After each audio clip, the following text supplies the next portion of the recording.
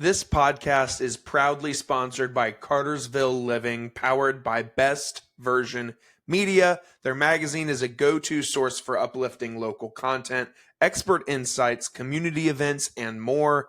They're bringing people together every month with compelling stories and informative articles from around town. Each new edition of Cartersville Living brings us closer to our vision of uniting the community, one person, one home, and one business at a time.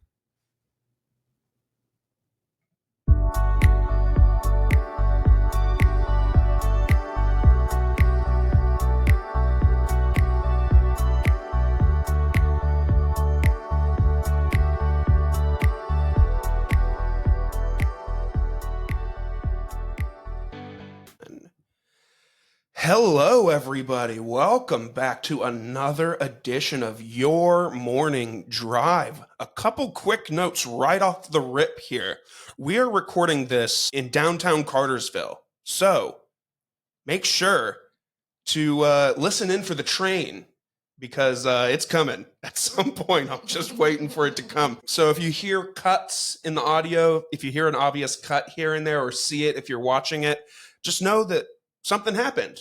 Likely the train or something involving this massive K that's downtown right now.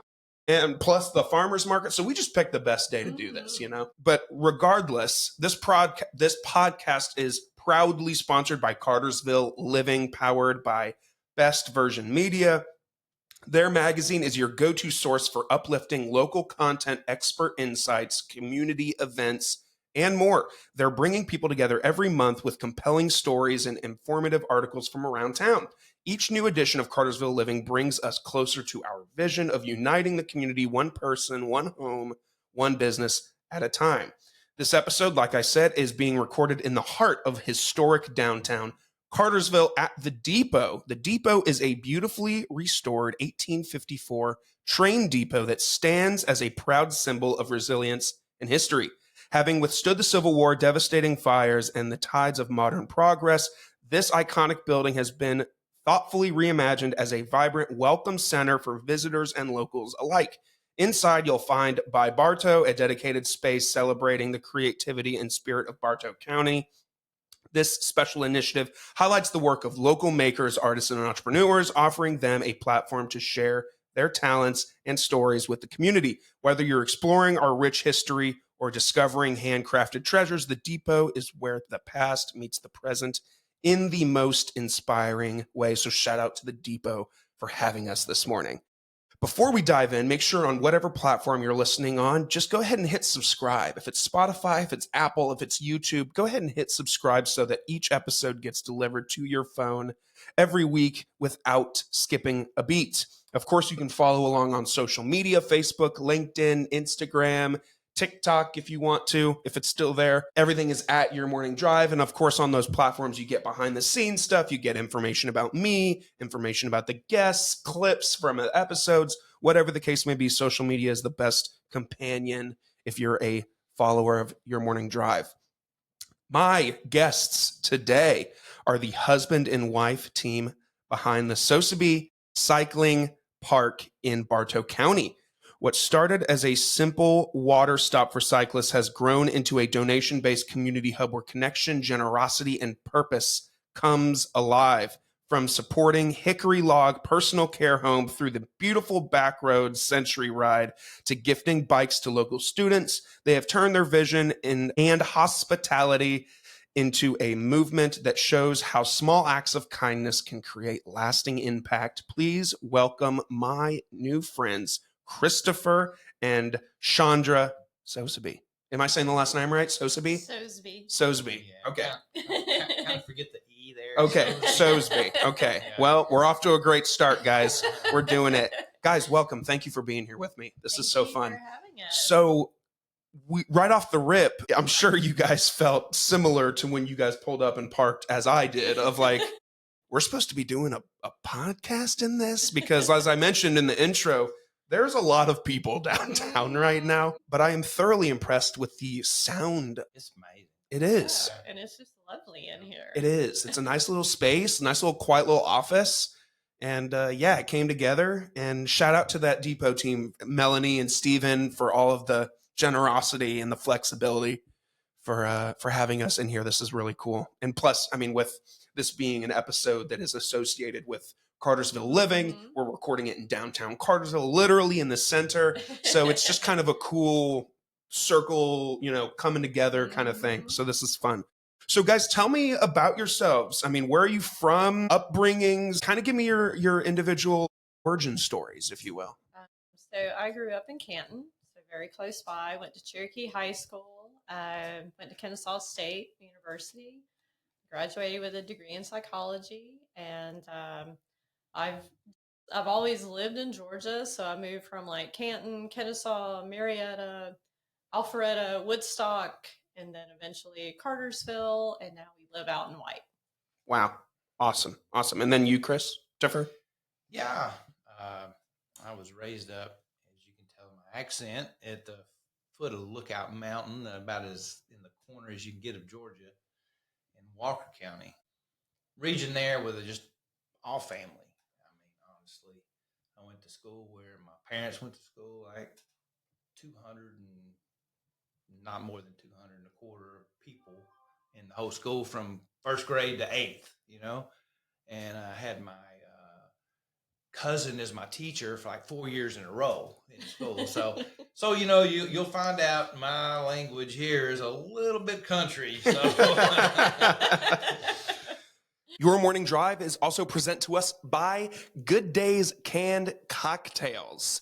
Good Days are a classic cocktail brand created in a convenient, ready-to-drink canned format for any occasion, whether it's a pool day, a boat day, a beach day, a graduation, a wedding, a bar mitzvah, anything in between. Good Days are there for you. Good Days are ahead when they are in your cooler, your fridge, your anything in between. Good Days has your back. If you want to be one of the first to try their drink, you can do so by visiting drinkgooddays.com/pages/find-us to find a store near you selling their drink. Of course, you must be 21 years of age to consume and purchase. Well, that's okay. I'll forgive you for that. Most people talk to me and they're just like, you're one of them Yankees, aren't you? And I'm like, well, I guess technically I was born in Illinois, so I guess I'm a Midwesterner-ish. So, but I don't identify as one, okay? Because I moved around the country a lot growing up. My dad is in commercial construction, so we hopped around the country a lot. So I've lived all over the freaking place. West Coast, East Coast, North, South, whatever. So people are like, I hear like you say y'all, but you also don't sound like you really say y'all. And I was like, well, I picked up y'all when I moved to Oklahoma. Oklahoma was my first exposure to y'all. Gotcha. I was like, whoa, you mean you can combine two words like that and just say y'all? To the South. Yeah, there you go. Yeah. Which is funny because I associated stuff like y'all with the South, but I didn't realize that Oklahoma would be kind of roped into that. But I think it just, with its proximity to Texas, that people bleed over in language and behaviors and whatever. They all bleed over. But so, guys, tell me about yourself. I mean, you guys are obviously on the cover of this magazine. So, I mean, you're doing important things, right? I mean, as I kind of hinted at in the intro, I know it's you're being humble and modest and everything, but like, tell me why we're here. So we were approached to talk about, I guess, the cycling park and some community outreach that we've done. And so the park, we moved out to White in 2010. We bought the property in September. There was a house that was there that needed some renovation, some love, but I just felt like it had really good bones. And so I'm like, I think we could make this what we wanted. So we moved in Halloween weekend of 2010, and probably late spring of 2011, Christopher was a cyclist. He had been a cyclist for years, and he rode with a group, Red Top Cycling Club. And they all parked at the Budweiser plant, and there's no water, there's no restroom facilities, and it's a hot parking lot, so you're just waiting on the rest of your crew to show up. So where we lived, we have 8 acres, and part of it was fenced off pasture area, and we didn't really have a need for all of that. And he goes, what do you think about making a cycling park?" And I'm like, "What's a cycling park? Like, Right. what are you talking about?" That would have been my first question as well. Yeah. It's like, okay, but how? Right. You know? Exactly. Exactly. So he cut down part of the fence line, and kind of made a gravel driveway. Well, to start with, it just cut the fence. Yeah. And then as people started, and I was thinking just locals mostly, um, and it was real convenient for me because after a ride, she needed to use the bathroom really quick and water and not in the hot sun like at the Budweiser parking lot. And cyclists, like you said, cyclist etiquettes is, you make sure every rider gets in.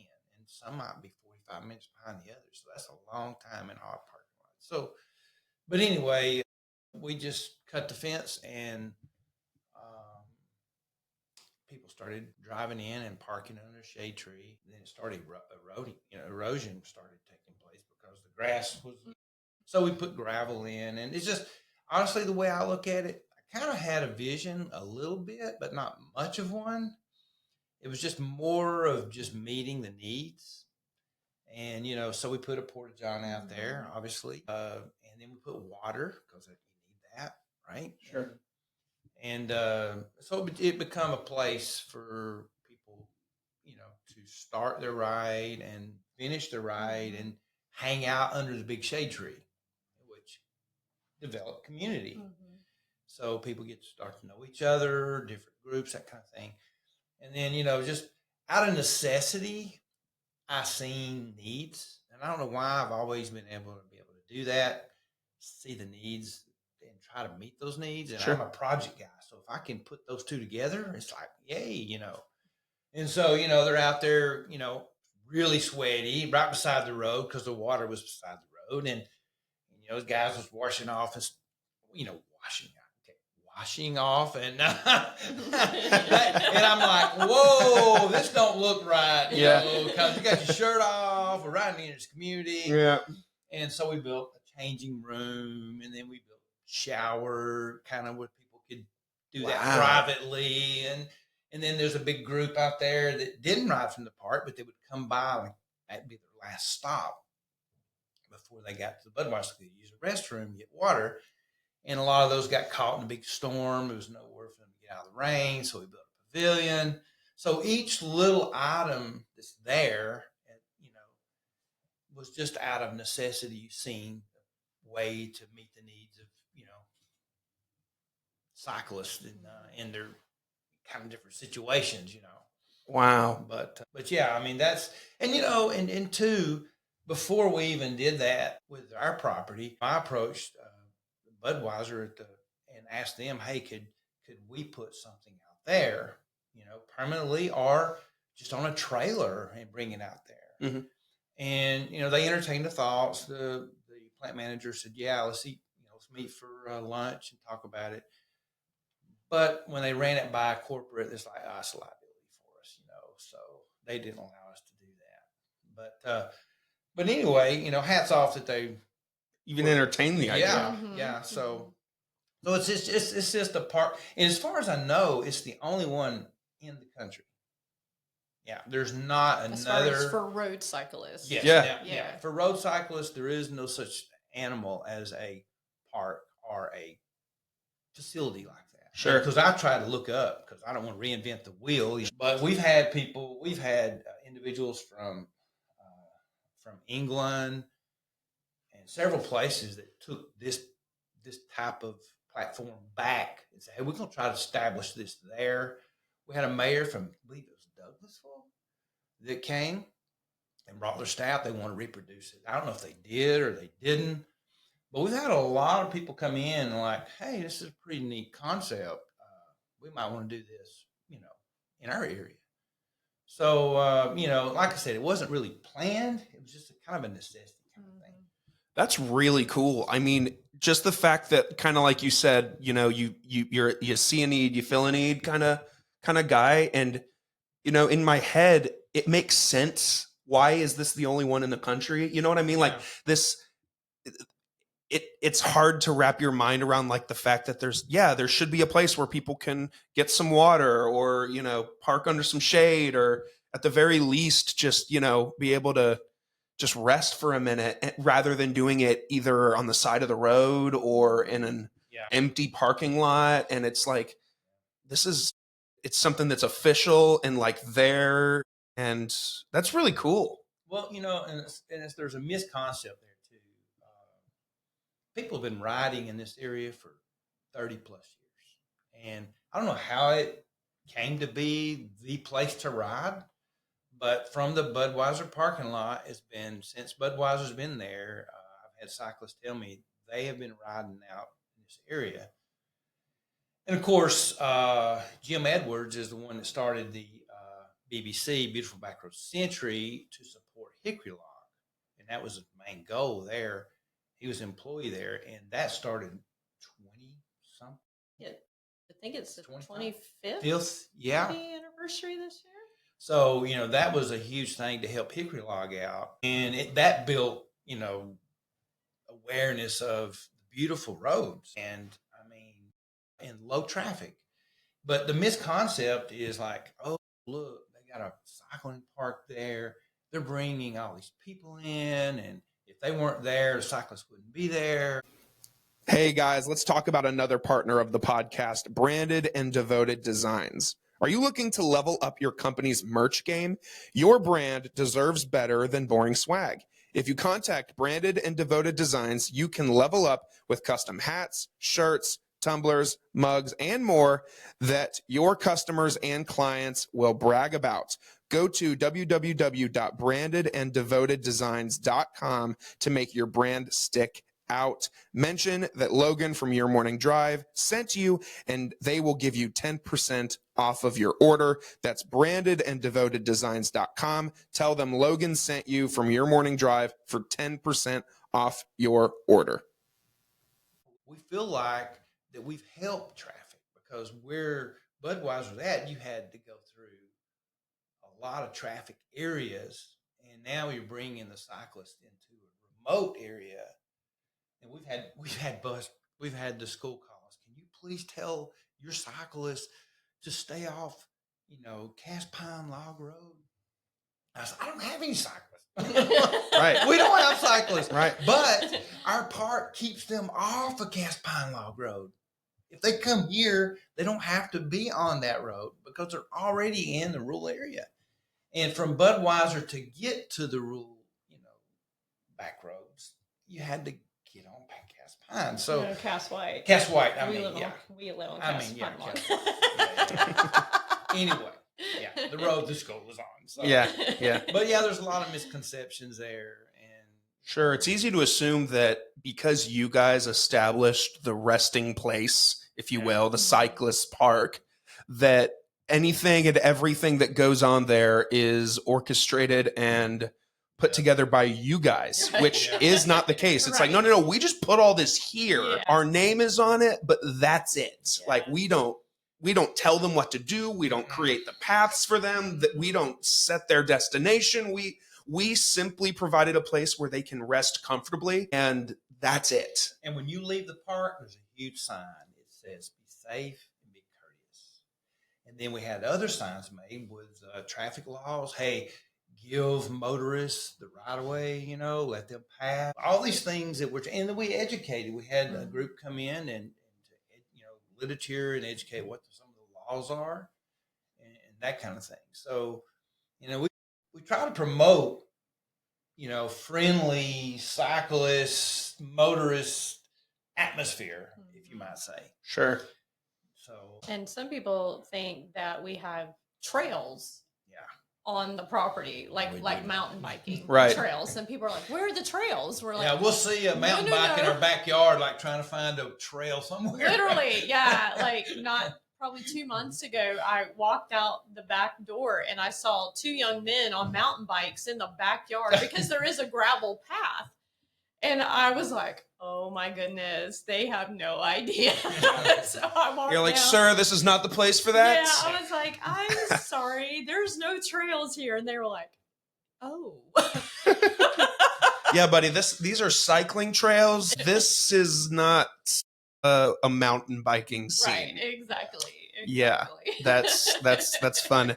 This is really cool. I mean, and when people come to you guys and they say like, hey, I'm from, Charleston, South Carolina, and I love this concept. Is there any piece of you that almost, I mean, I don't know how to ask this, but you almost kind of see like a nonprofit kind of situation kind of emerging here? Or at least in my head, in the back of my head, I'm like, there's an opportunity. Maybe that's just my head as I hear an idea, and I'm like, there's a business opportunity, whether it's for profit or not for profit. There's just not do you ever want to income that comes through? Sure. We made it a free park. What has developed was a lot of the site. We put a donation box out there to help us maintain the facility. And do people donate? They do. Yeah, That's awesome. Yeah. But here's what the deal was. I would say, if I had to guess what the percentage is, I would say it's close to probably 80% of the cyclists are retired.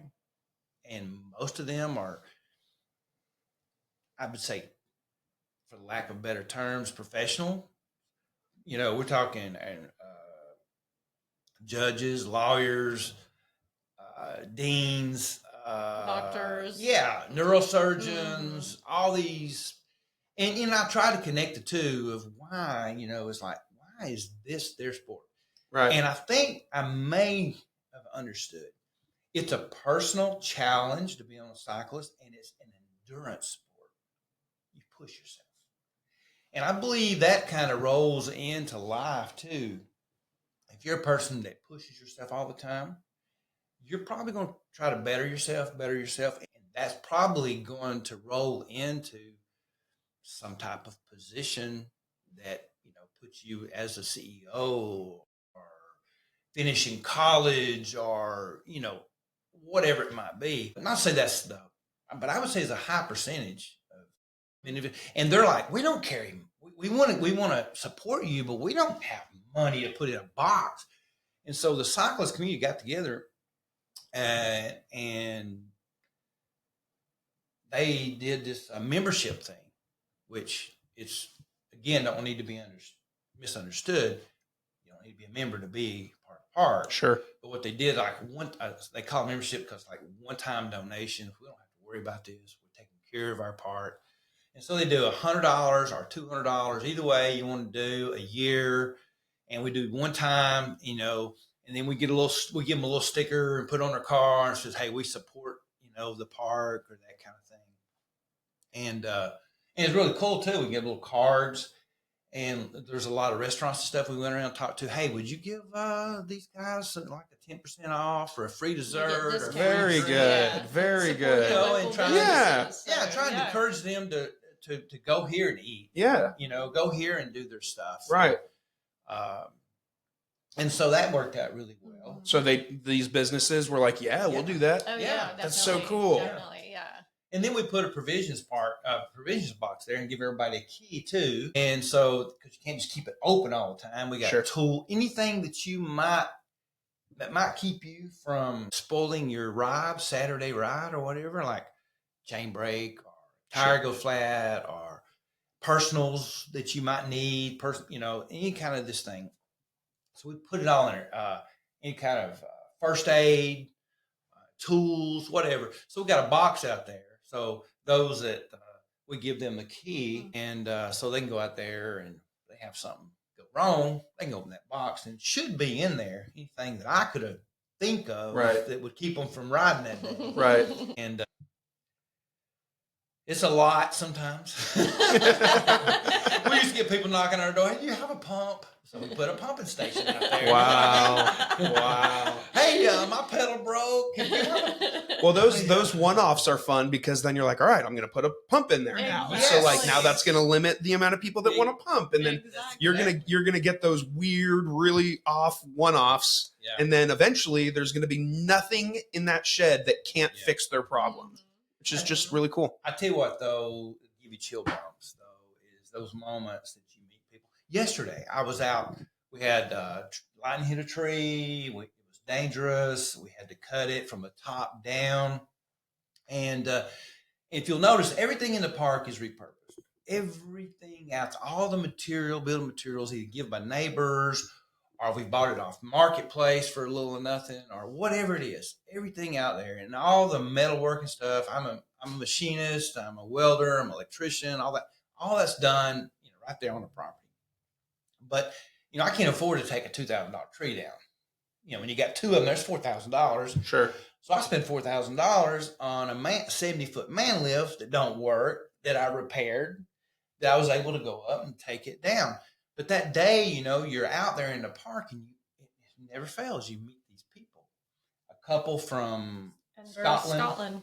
Wow. Was there yesterday. Yeah, and they're like, oh, this is a great concept. We love this. They're out riding. They're in a big travel trailer, and they're just touring the United States or whatever. That's awesome. And then we had a guy there that traveled from Greenville, South Carolina, just drove out here to go to the park. That's so cool. He used to live in the area, and he was having some family issues. He retired.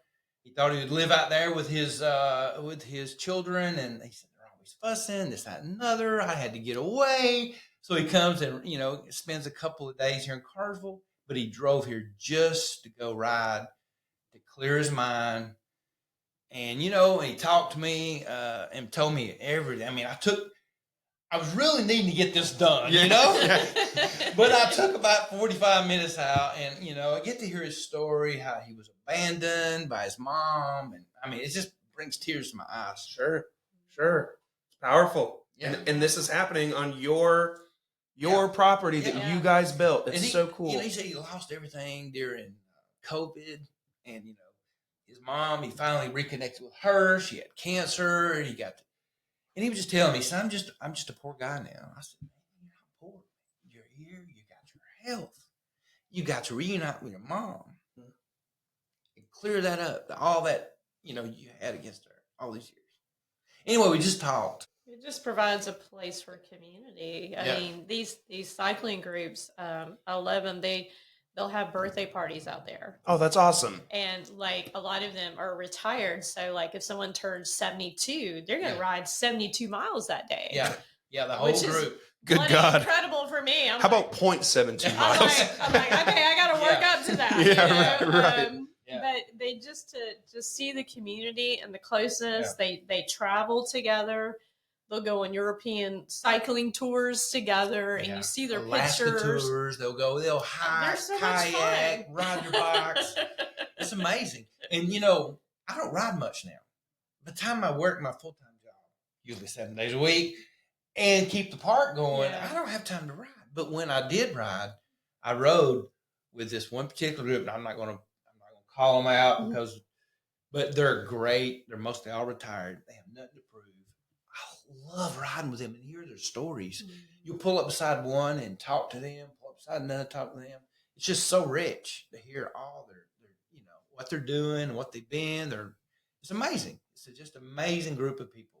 That's awesome. And then I also mentioned in that intro that you guys are involved with some like giving away bikes and stuff to kids and those in need. Tell me a little bit about that, how that started and where it's at right now.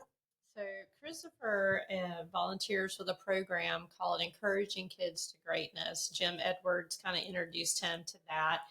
And it's a mentoring program. So one time a month, they go into different elementary schools. And I think right now it's just in 4th and 5th grade. And they have character words. And so they come in and work with the kids. And Christopher's great about telling stories. So the kids love to hear his stories. And he speaks Russian. He doesn't speak English well. He would teach them like a Russian word, every month or whatever. So the teacher that he was working with, Molly Bearden, she said, she goes, I'm concerned these kids don't get outside a lot. They stay inside. They're playing video games. Some of them don't even have a bicycle. Some of them don't know how to ride a bicycle. She's like, what can we do about that? And so kind of brainstorming, and we had a huge help with the cycling community. We decided that the whole fifth grade of Kingston Elementary was going to get a bicycle. They got a helmet, they got a backpack with all the safety gear, tools. We had just different groups just donating helmets or bikes or money or time. These cyclists would go ride on Wednesdays. They'd come to our house and start putting together bicycles.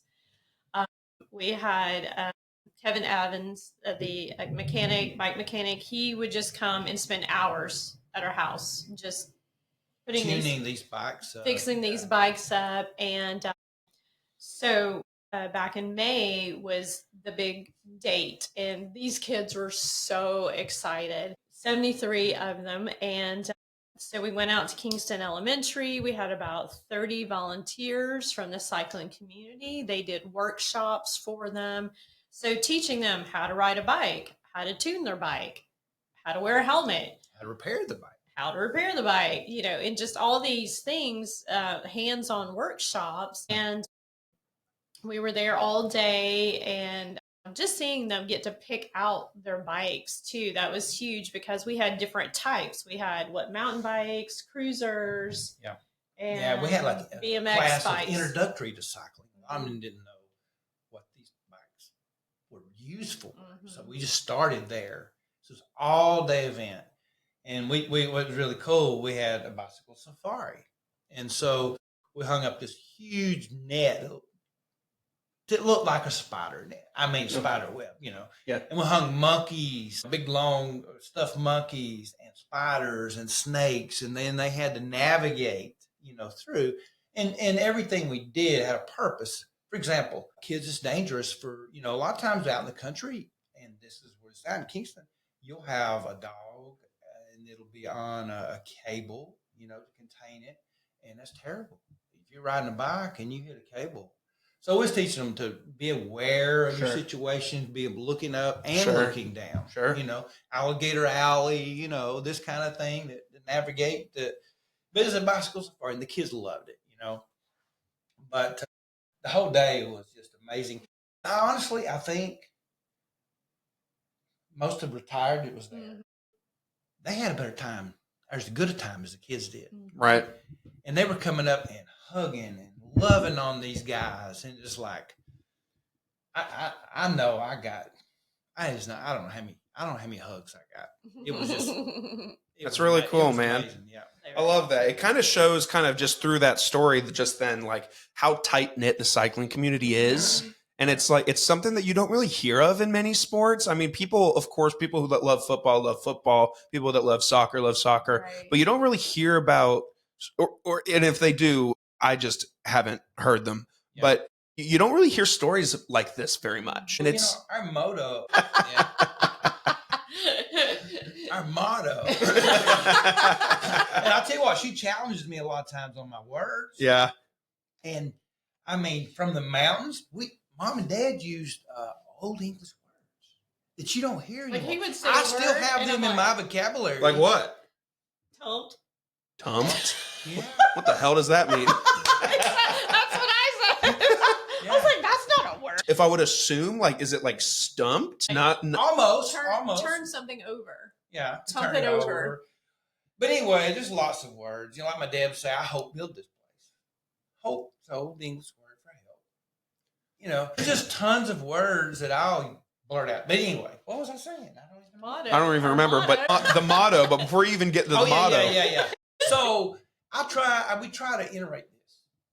In some degree, a cyclist that comes here and rides, or if they're from this area and rides, they're taking the road and it's causing interference with motorists, and they have to effortless. Yeah, it's a hard word. That's it. Yeah, it's a hard anyway, word. they have to go around, not effortlessly go around. I mean, they have to.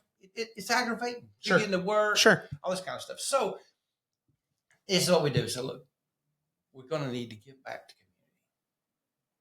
We're taking something.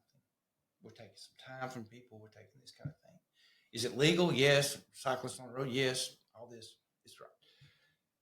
Let's give back to community. And so that's part of what we push with hickory log, with the children, and I'm having cycles now. What are we doing next year? When we going to get started? So, and at that event, when we was talking about that event, this was what we tried to. It's not about giving the bike away. It's about letting that child, that 5th grade, know that somebody cared about what something meant to them. And an act of kindness, of giving the bike and spending all day with them and training, let that be a lasting memory that somebody cared. Because they're going to, even in their adulthood, there's going to be a time they have to reach back, all the way back there, to know that somebody cared. And I approve this because I had guys talking, I was telling them what we was doing at work and stuff. And the Lions Club, we were poor and they brought us some bike. I'll never forget that. So it's something, if you can make a lasting memory, somebody cares about you, about what means something to you. That's something that'll get them through a hard time in the future. And that was what we were hoping to do. And I think we had fully. Yeah, definitely. Yeah. That's really cool. Your faith, I'm sure, has played. See, words are tough. Yeah. Words are hard. Your faith has played a big role in your lives and probably this whole initiative that you guys have done. How do you think that those values tie into this legacy that you're building with this park? I think it's just kind of like what we've talked about is seeing a need and meeting it. And that plays true in every part of life. And if you see someone hungry, you feed them, or they need a place to sleep, you provide that. And so that's just ingrained in us. We're Christians. We're very active in our church. We go to Cross Point. We think it's an amazing place. Great church. Yeah, doing so much for community, doing so much for people.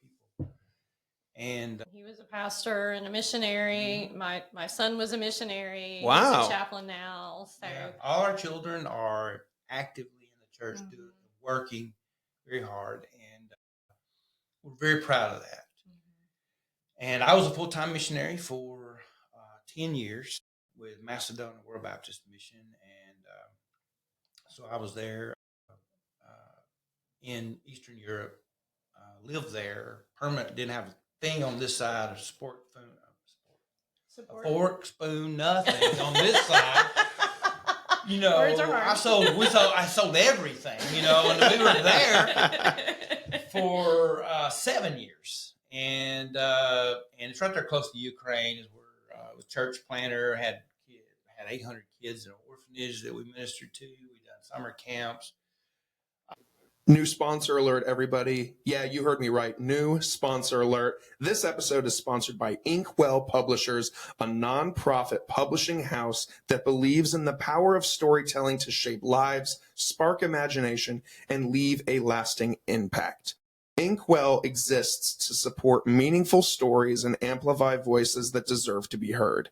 If you're ready to share your story with the world or volunteer your time and talents to use storytelling as a platform for good, email inkwell at inkwellpublishers.com or visit their website, inkwellpublishers.org. That's INKWELL Publishers. Email them at inkwell at inkwellpublishers.com or visit inkwellpublishers.com. Created the first baseball team, little league team there.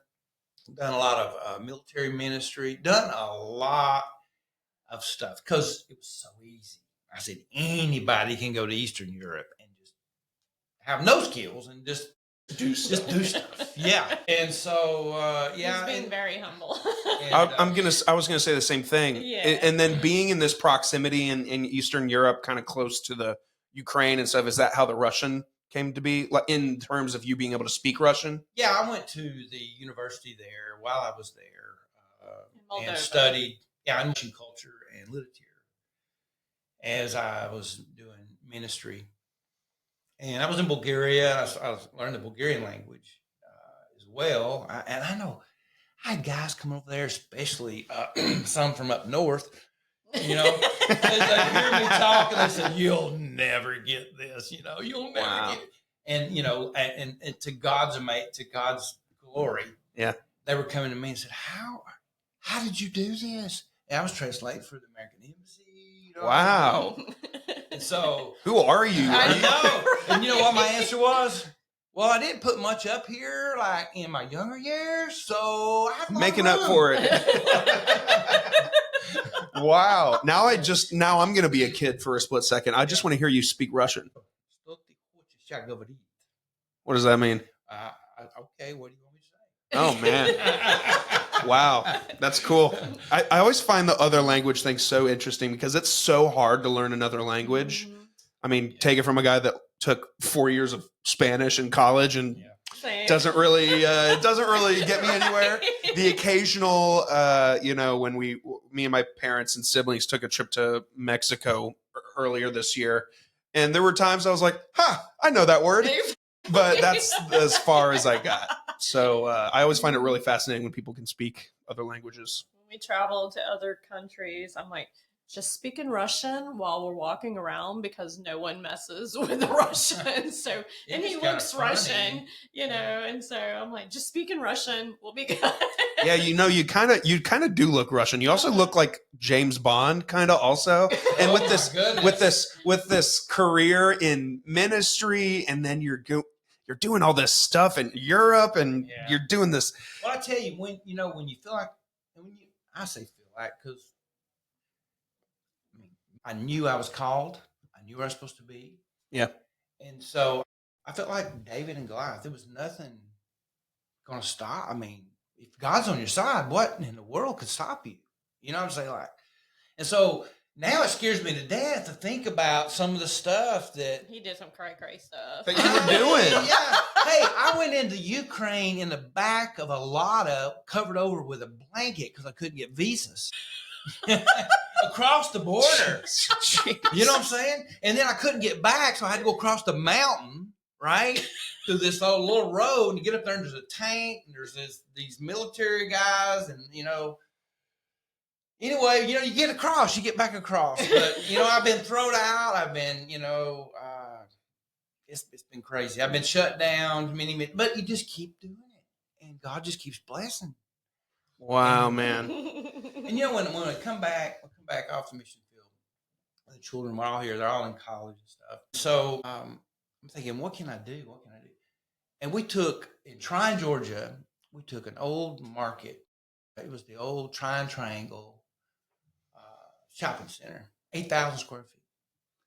And me and my sons took 9 months, and we went and we made a gaming center, bowling alley, the largest Pinewood Derby track in the world. I made sure. I'm taking laser starting gates, camera finish, replay, everything. And so we built that in 9 months, and we opened it up for the churches to use, for the youth, free during the week. And on weekends, we had birthday parties to pay for it. And during the day and at night, we opened it up. You pay to get in. We had skee ball.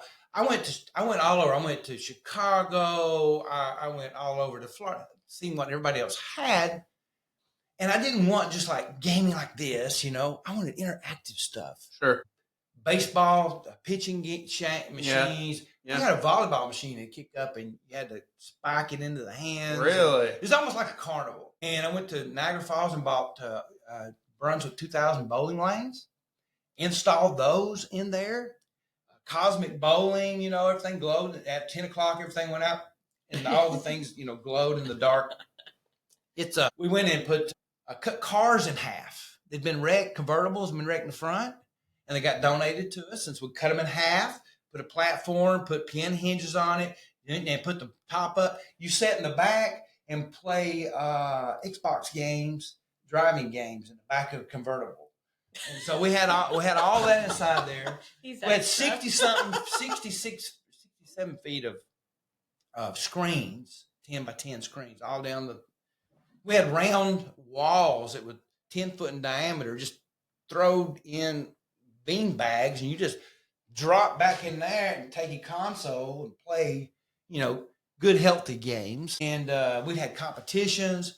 We even built some of our own machines that we put in there, and it was crazy stuff going on.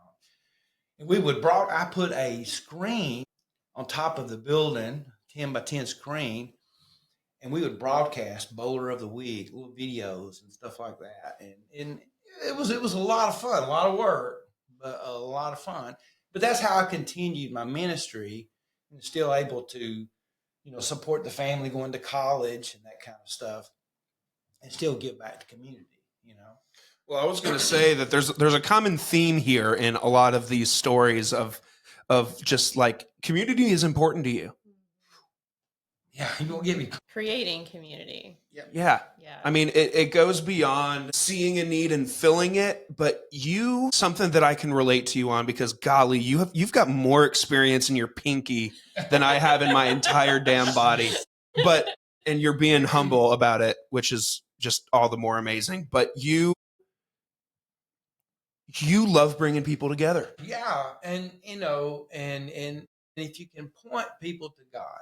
And here's the thing. We don't have very much money. I bet we ain't got $800, $900 in the bank. You know what I'm saying? But here's what I found out. God will give through you what he won't give to you. I love that. And the bank will always have something in it for you. I mean, it may not be that high, but you'll never go tomorrow. Man. So...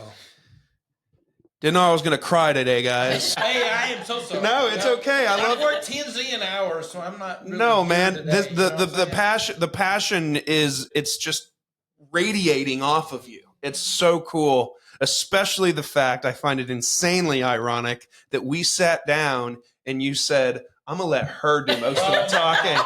You said, which is so funny because I do the same thing. I'm like, I'm gonna let my wife take the reign on this one, and then we get talking, and I get fired up, and I just want to keep on going and telling.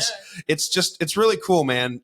I love all of this. You guys are freaking awesome. You're cool people. God is good. That's all I can say. God is good. Yeah. Well, there's a lot of people that receive things from God that don't do anything with it, and you guys are turn loose of it. You guys are doing from. I mean, this concept of an arcade and like this community for cyclists, it's just really cool. So what's next? I know something's cooking in that brain of yours. Talking, like a lot of the things we build are just because, okay, this needs to be done next, that kind of thing. But we've been talking about doing some wellness retreats there. And I'm a yoga teacher and I teach Tai Chi and Qigong. And so I'm actually going on a retreat in September to kind of figure out how do you do a retreat? Sure. What goes into it? Yeah, what goes into it? What kind of planning? That kind of thing. So I'm looking forward to doing some wellness retreats coming up. And I've had a couple of girlfriends. They're like, you need to create a YouTube channel for yoga and on all the things that you teach. And I'm not very comfortable with technology. So that's definitely pushing me into a realm. I'm like, I don't even check my emails. I'm terrible at it. She's had a couple of things out there. We got an event center. I took my barn. And made an event center out of it. And so we don't really use it for anything, but she has used it with, what is the group that you, with the Bartow County Drug Court. I teach yoga to them. And they've been out to there and they all loved it. She's great.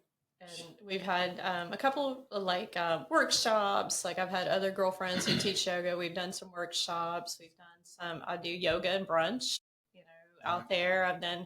We have a dock and I've done yoga on the dock for a group of young ladies. And so we've had some specialty workshops and that kind of thing. And that's something I'm kind of looking to do in the future. And when we built the event space, it was kind of like, when you've got... It took me 5 years to build that barn. barn. Yeah, we've got And 5 used kids material. between us and 11 grandkids. So when you have family Yeah. events, that's a lot of people in your house. So it's Sure. like, okay, well, now we can hold all that in the event space, and then the kids can just run all over the property and have fun. And so we built it, and then I was like, I think we need a kitchen out here too.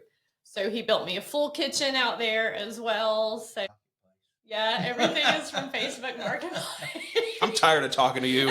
No, it's just, it's so impressive. I mean, because you know how many times I've thought about doing something and then it just sits there and it never goes anywhere. And there's nothing that fuels your fire more than sitting across from people that do the damn thing. And it's like, man, like I want to go, like after you guys leave, I'm going to run through that wall. Like it's just super cool that you guys put your money where your mouth is. Like you do the thing. Now, have you ever thought about, and maybe you have, I'm sure, with having this event space, have you ever thought about letting people rent it out and use it for corporate events Yeah, or but, you know, retreats or? we have, and there is this element of residential area. Sure. We want to really overstep our bounds. Sure. For the cyclists out there, you know, it was just one of the cyclists is a doctor, and we said, hey, could you come in and teach some safety? How many first aid for first aid and cyclists. stuff. Yeah, and that's perfectly And- fine. Yeah. And We've had, you know, we baby got cabins. showers. I built 4 cabins out there. We're not even using it. And you know what they're built out of? They're round. Really? They're built out of crane reels off of Gerdau. Yeah. They took down their huge cranes, and these were the reels that the power cables were, big power cables were reeled up on. And I seen them. They were throwing them away. I got to be able to use that for something. Yeah. So I used that for my floor joists. And so now you go out there, you walk into a fully furnished, Little yurt. yeah, refrigerator, queen bed, all this stuff, insulated, Air conditioning. split unit. So cool. Skylight. You know what the skylight is? Yeah. This is really cool.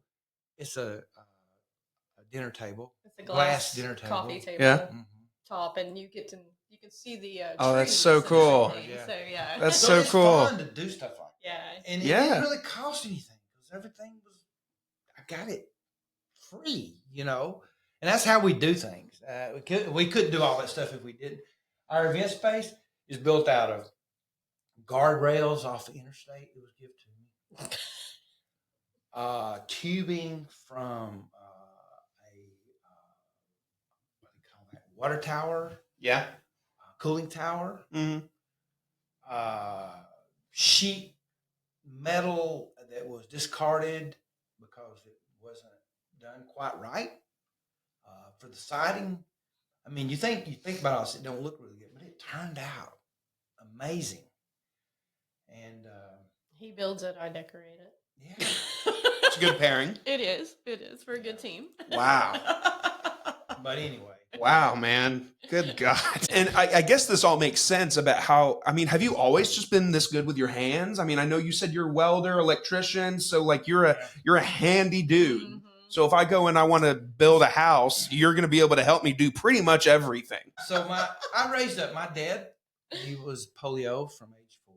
Wow. So then he crushed his leg when he was about like 38. He's a good leg. So it was just me and my brother. We lived on a farm. You know, we had, like 50 head of cattle, 20,000 chickens. We had a worm farm. I bought my first car with worm money. My dad gave me that business. Did you know that was a thing? I only know a worm farm is a real thing because of Dumb and Dumber. Oh, yeah. But I've never heard it actually in real life, so this is a great moment for me. Yeah. Yeah. But I'll tell you what, the memory of the worm farm was this. Me and my brother was going to be more industrious and do it quicker. My dad wanted us to count out every box 100 worms. You know how many times I counted to 100? A lot. So me and my brother said, this looks like 100. You know what I'm saying? We put them. Yeah, that's 100. Somebody counted the worms. It was only 68. My dad lost it. We say there's 100 worms in the box. There's got to be 100 worms. Yeah. But I mean, we would do hundreds and hundreds and hundreds of boxes every weekend. We had 3 towns that we provided worms too. And so I'm just Where do these telling you, worms come from? we grew them. Good Lord. Vermiculture. Yeah, jeez. But anyway, I'm just saying. Yeah. You asked me where my skills come from. Yeah. And my dad, he was basically abandoned by his father. Sure. And some of the stories you hear from him is just amazing. But he was a machinist, and his dad was a machinist, and I'm a machinist. And my son, he's basically a machinist. He's an aerospace engineer, mechanical engineer. He can do anything. And I think it's just instilled. Yeah, it's got to be. Somehow. It Very just genetic. becomes easy. Wow. So, but living on a farm, you did everything. Sure, you're no stranger to work. Yeah, my dad, I'll never forget this. There was a pile of blocks there, sand and cement. And he said, son, I need you to lay these blocks. He was on the tractor because he's crippled. That's how he got around. Yeah. I said, Dad, I don't have a clue. He said, well, you have the questions, I'll have the answers. Yeah. He wouldn't tell me. He made There me was no ask. Google. He made me ask him. Uh-huh. You see? He wants you to spin your own wheels, and then when you get to a point where you're like, all right, Dad, well, I know I got this here and this here. How do we make the two work? And then he's like, there's the question. Hey, son, I want you to go around and wire that room in. Dad, I don't know how. He said, the other room is wired. Go in there, take it apart, figure it out. And so that's how he taught, us to. It's a good way to teach. Navigate. So I owe all that to Dad. And speaking of Dad, if I don't mind saying, the first week in November, the first Saturday in November, we have since Mom and Dad's passed, we have an event we call it Early Thanksgiving. And in memory of Mom and Dad, we have these cool things for our family. Of course, our family's big, right? 5 kids, 11 grandkids, and their in-laws, and it's all this. I think at one time we counted 72 adults that came to this one time. It got a little crazy. But, yeah, Sure. But what we do is we have in memory of Dad, because we cut pulpwood, we cut firewood, we cut timber. We lived off the land. They had 40-something acres. And so I don't know how much firewood I busted. We didn't have the privilege of having something. It was the mall. So we have a wood busting contest. Who can quarter it up in the quickest time? It's always fun to see all the aggression come out. Even the girls play this. They're out there whacking out this wood. We have hatchet throwing arena where we throw hatchets. Usually the girls do better than the guys throwing the hatchets. We have archery. We have archery competition. All the competitions. Tree Everybody wins. Somebody identification. wins.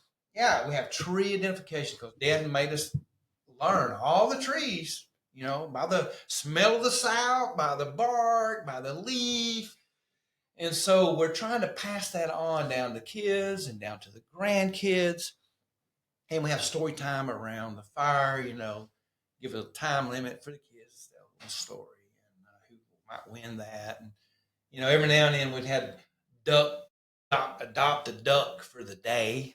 And so, you give the kid the duck, he paints his bill one color, they don't know what it is, and you turn them loose, and then you have a hoop at the end. And everybody turns their ducks loose. Who can coach their duck to the finish line, wins without touching it. It's fun to see them kicking them, trying to coach them in, and, it's hilarious, but everybody has fun. And we have a granny breakfast, and usually my son will bring a message that morning. And, we'll just have a great time remembering Mom and Dad. Yep. I love it, guys. This is amazing stuff. So now I'm going to transition into the last part of our conversation, which, there comes a point where I ask my guests a collection of questions. They could be rapid fire or we can discuss them if we need to. And since there's two of you, I'm going to ask the question to both of you. But they're really just kind of get to know you as like people questions. We just heard all this great work that you guys do, the cool stories that you've told, the things you do with your family. But now we're just going to learn who you are just as Chris and Chandra. So starting it off right off the rip, what is your favorite movie? For the two of you or individually? Individually, my favorite is probably Gone with the Wind. Good choice. Yeah. It's a good one. Tell about the dirt that you brought back. Oh, so when I was pregnant with my son in 1997, I got the opportunity to go to Ireland when I was pregnant with Kennesaw State. I actually went back to school to get a degree in Irish history. Oh, wow. And so we got to go to the Hill of Tara, which is where the High Kings of Ireland lived. Well, in Gone with the Wind, Gerald O'Hara, Scarlett's father, brought dirt from Ireland, from the Hill of Tara, which he named his plantation after, and incorporated it into the dirt at his plantation in Georgia. I was going to do the same thing. Wow. So I arrive and I'm running across, it's like a goat field now, right? And it's just got these concentric circles. And I'm running across this field and I drop down and I'm digging dirt and rocks and grass and I put it in a Ziploc bag. And I'm like, one day I'm going to have a farm and I'm going to put this dirt in my farm. And then we bought the house in 2010. We went to Ireland again at the end of, well, it was beginning of October. And I got another bag of dirt from Ireland, from the cliffs of Moher. And that dirt is incorporated into our farm. Very cool. Very cool. You look at the name when you come in the cycling park. So it's called Ballygreen Farms. And Bally means home of, like in the Gaelic. And green is my maiden name. Okay. And so, and because it's such a beautiful green area and most everything is repurposed, that's why we called it Ballygreen Farms. Love that. Hell yeah. And what about for you, my friend? Favorite film? Well, my favorite film is, oh my goodness. The Sound of Music. No, well, I love the sound of music. Okay. Yeah, I do. Mhm. And I guess that would be the top. It might even be, she knows me better than I know myself. Yeah, well, It's crazy, you know. they tend to do. But Cool Hand Luke is also a great. Yeah, it's a great one. Film. And I Gone with the Wind, I like it because it's family, it's wholesome. Yep. And as a kid, I grew up. I wanted a family. Yeah. I wanted to be that. I wanted, I seen mom and dad. That's what I wanted. I planted a tree at 11 years old where I was going to build my house. I built a house there. At 19 years old, I cut the timber down myself. Wow. Hauled the sawmill. Come back, dug a foundation by hand, and started that. But yeah, if you'll go at the park though, I have got the very year model of parking meter that movie Cool Hand Luke starts at. Really? Yeah. I got it put up in the park, and I don't know if you know the movie that well, but it's got he's cutting with a pipe cutter. He's cutting all of them off, and I've got that pipe cutter too. So it's in the park with a sign on it, made by hand out of stainless steel. Cool Hand Luke. That. It's funny to people, the older people see it. Oh, but Yeah. everybody else like, oh. Yeah.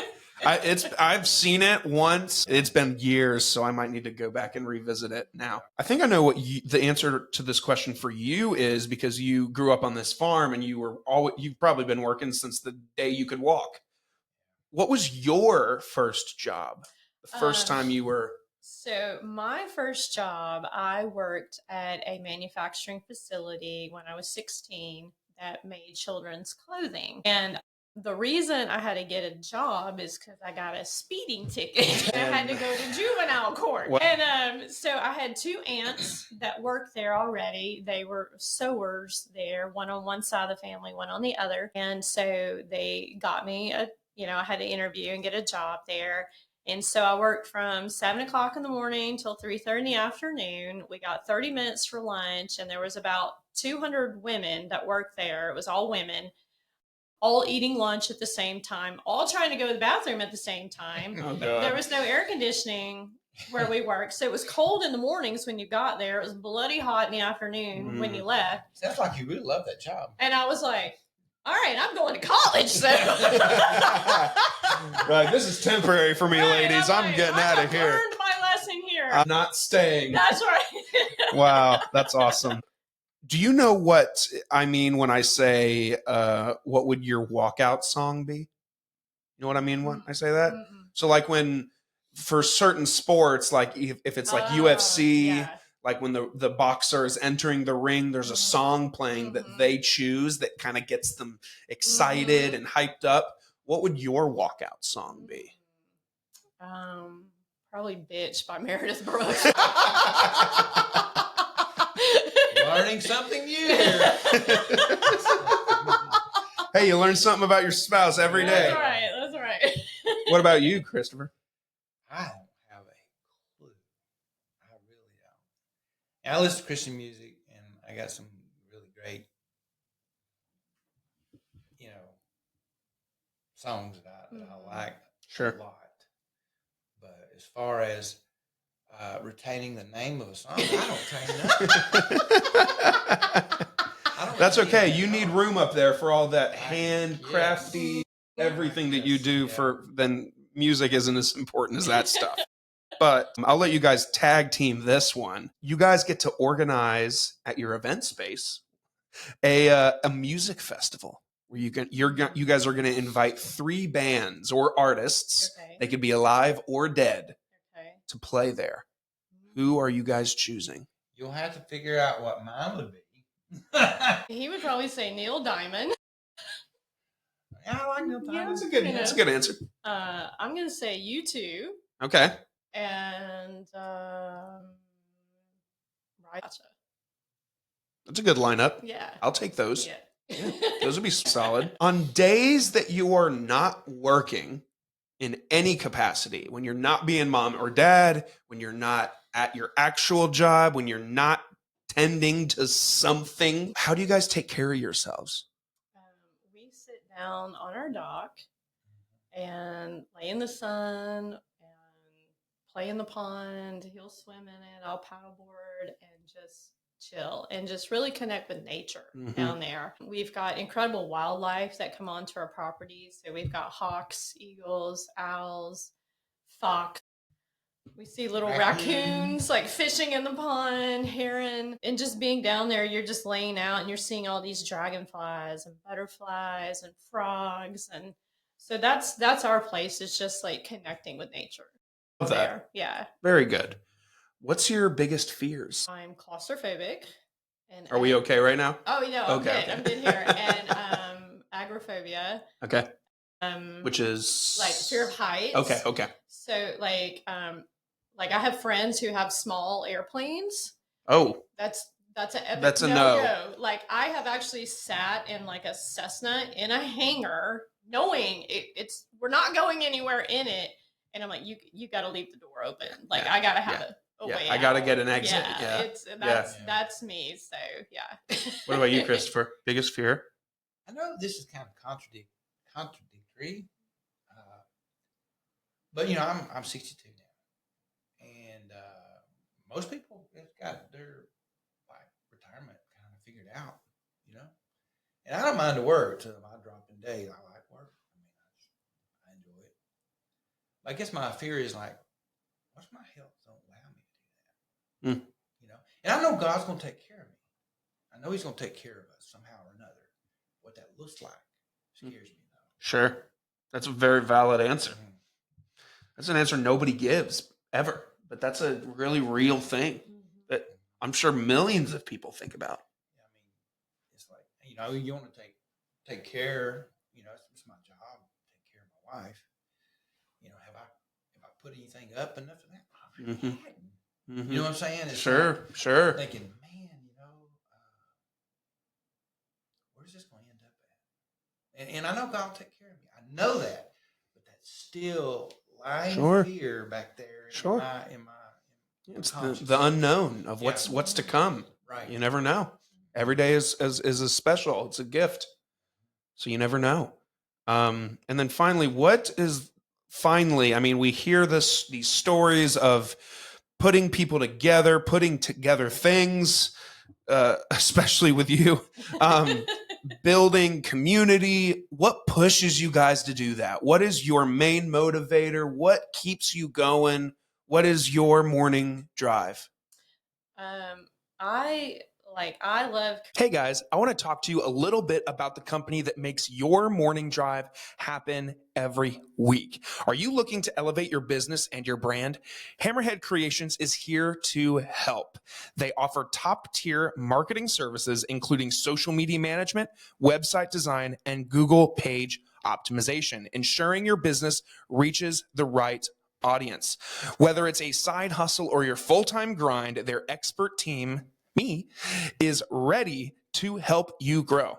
Plus, if you're into podcasting like me, Hammerhead Creations offers full support for both in-house shows and external podcast creation. From concept to production, we will help you bring your ideas to life. Visit www.hammerheadcreations.com and discover how we can take your business or your podcast or both to the next level. Hammerhead Creations, swim with the big sharks. Creating community, like within my yoga community in particular. And I think the big thing is just seeing people, and not just walking past someone or not just assuming because they have this lifestyle that they're great.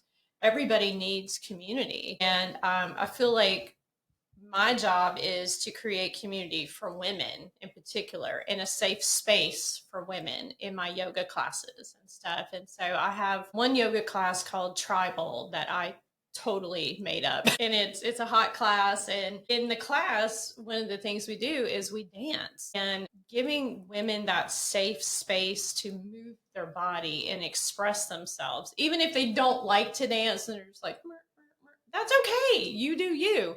But just allowing them that opportunity. And we've created such an incredible community with that.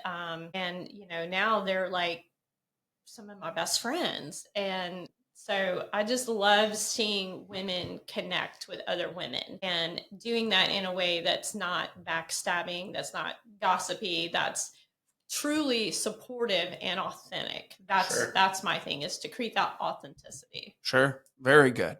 And then Christopher, your main pusher, your main motivator. Well, I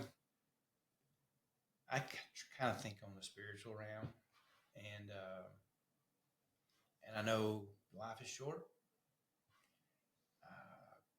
People are hurting, and I know God has the answer. And so it's kind of funny. As a minister, I mean, I've pastored since 1985. I think I was ordained, maybe 87. And I've been, full-time and not full-time and all this.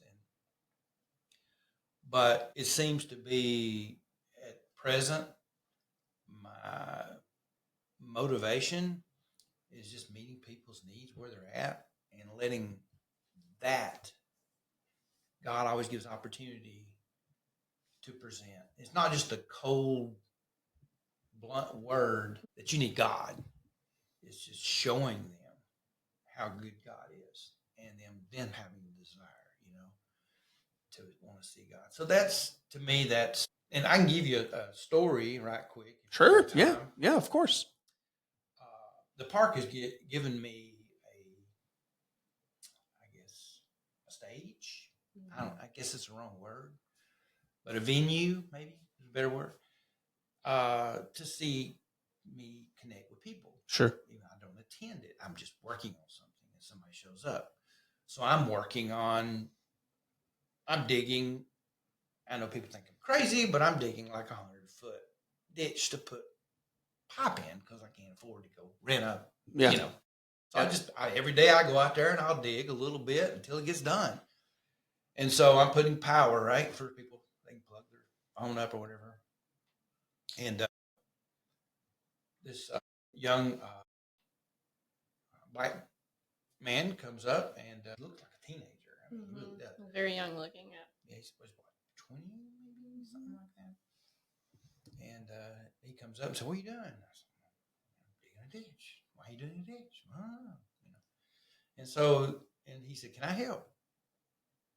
He says, "Okay, sure, why not?" So he starts asking all these questions, and I start telling him all these answers that I got, And next thing you know, he's running back and forth to the barn, helping me, and I'm teaching him what tools are, how to use them. And obviously, he's got answers. He got questions about life too. And it's just, so what it wound up being is I said, "Just tell you what, if you want to help me the rest of the week, I'll pay you." And so he helped me the whole week. Mm-hmm. At the end of the week, I gave him $400. Wow. And he said, no, I'm doing this. I said, "No." I said, "You earned it." And I told Chandra, I said, I could have done this a lot faster without him there. Sure. But I wanted him But it to was see, something special. But I wanted him to see that, that the fruits of that. And so I didn't hear from him for a long time. The next thing we heard from him was there was a bag on the picnic table out in the park. Out in the middle of the park. He was like, I left a bag for you. And we're like, what? We go out there. There's $400 in the bag. Just sitting out in the middle of the park. There is a plaque that we got hung up with a picture of me on it and him thanking me. I mean, it tears me up every time I think about it. He took out $400, went and got him a CDL license. Mm-hmm. And he's driving. And now we come in contact with each other all the time. We take out to dinner every now and then. He bought a fixer-up house. He buys all this stuff off of Marketplace. He said, I bought a washing machine, a dryer. It just cost nothing. I had to fix this or that. But he learned, that, and what he was amazing, he says, do you work here? I go, well, I work a job, and then I do this. How do you do both? I said, that's what you do. That's just figure it out. You can't, yeah. And so anyway, stories like that, and, he went to church with us and, he's just a great kid and he really done something good, And then another story, I'm out there and I see this older man having hard trouble get off his bike and on his bike. And so I ride with him a few times so I could help him at break time because he wants to stop. Sure. And he's 80-something years old. And the doctor told me he'd never ride again, right? And but he was able to push forward, and they told him he wouldn't even walk again. So here he is riding a bike. Well, it was like December. I seen him out there. It was cold as everything, right toward the end of the year. And I go, what are you doing? He said, I had a goal to do 100 rides this year. He said, they told me I wouldn't walk this year. 100 rides this year, and this is my last. I got to do it. So he did that 30-mile ride in the freezing cold. And so, I said, this is a story worthy of other people hearing. Absolutely. Mm-hmm. And so I called the newspaper. I said, you guys need to do an article on this dude. I mean, he is amazing. And so they did an article that hit front page of a couple of newspapers, this kind of thing. And I gave that to him, and he just booed. Somebody recognized his achievements, He's a Christian, great guy, but he needed somebody to recognize all the effort he put in to achieving that goal that he had, And it was a great news article for others to, be encouraged. Hey, if somebody tells you can't do something, it doesn't mean you can't. But, there's story on top of story on top of story. So God's given me that, I would think, right there. And I appreciate that. Yeah, I love that. Guys, now I want to give it to you to kind of promote yourselves. I mean, advertise the park, advertise your yoga, advertise anything that you want people to hear. If there's anything that you want people to hear, now's the time for them to hear it. So I teach yoga, Tai Chi, and Qigong at Etowah Valley Yoga on West Avenue. So I'm there 3, 4, 5 times a week, sometimes depending on the week. I teach yoga at Big Door Vineyards 1 time a month. That's a lot of fun. We have a great time out there. And I'll probably be promoting some yoga and brunch or workshops or weekend retreats coming up, hopefully within the next year. That's where I'm headed. Maybe YouTube channels. Maybe. Hey, if you need help, a guy that can do that kind of stuff. So Okay. Awesome. There you go. So give me a ring. And then Christopher, the park or anything? Yes. So we've offered our cabins. They are really nice. They turn out better than I ever thought would turn out. And then we've got hot water showers, bathrooms, all, like that. We've offered them to our church, to, young couples sometimes have difficulties, and a lot of that stems from financial, and usually that's a bad combination because you can't afford to go to a retreat or get away to try to rebuild a relationship. So we thought, what a great place. They can come for free. a church could come and use the facility and maybe mend some families back together, you know? So what I'm saying is, and anybody that's listening to this, you know, we go to Cross Point, and I'm sure they'll be using our facility in the future. But if it's a Christ-based entity and it can help somebody, we want to offer that. Love that. So, Very And good. We've got the BBC coming up. yes, November, don't forget that. Yep. And we're always a SAG stop on the BBC. I don't know if he's going to ride or not. Well, you know, I'm not sure what that looks like. I keep my calendar wide open for whatever. I don't plan ahead. But, you know, people don't realize this, that ride at some years have produced nearly $100,000 for Wow. Hickory Log. Wow. And Hickory Log themselves says, and they're counting our park and people, you know, we had a guy that, you know, what the director out there called me and said, hey man, one of your cyclists just gave us $11,000. And so that's what we do. We try to say, this is our outreach right here. Right. If you want to donate, we're not a nonprofit entity, you know, or anything like that. If you want a donation and you want it tax, here's the place to do it. Give back to community. Mm-hmm. And so yeah, the ride is an amazing thing, and most people don't know this. The facility at Hickory Log, you know, it was going through some bad times several years ago, and we got the some of our cyclists to go out there that were businessmen, Fortune 500 company, you know, Valvoline Oil, you know, that kind of thing. Big guys that know a lot more about that business than I do. Anyway, they went out and we figured out that just nobody knew they were there. And so the one thing, and it was during COVID, so yeah, you couldn't have the 1,000 cyclists riding like you normally did. They had to reconfigure everything. Well, I was just referring to the corporate. I was just referring to that people didn't know they were there, mm-hmm. and we decided, hey, the community needs to know there, cyclists need to know there, everybody needs to know there. They're not going to get any donations if people don't know you're there. So anyway, that conversation stemmed off to something else. Let's see the facility become something more. And now you'll see this got a walking track for the community. It's got a baseball field there. All those things was stemmed from the fact that, hey, let's make this thing more visible and more usable for community. But at any rate, the cyclist ride at the BBC is an amazing event. Love that. Love it a lot. Guys, thank you for doing this with me. This was so cool. I got to know you guys, and you're one hell of a couple. You are cool ass people, man. You are really, really neat. This is one of those ones where I go home and I'm just like, I got to tell you all about it because it's so freaking good. So thank you for the stories. I love stories. That's something I've always loved. I grew up with both of my parents had 5 or 6 siblings themselves. So our Christmases were huge.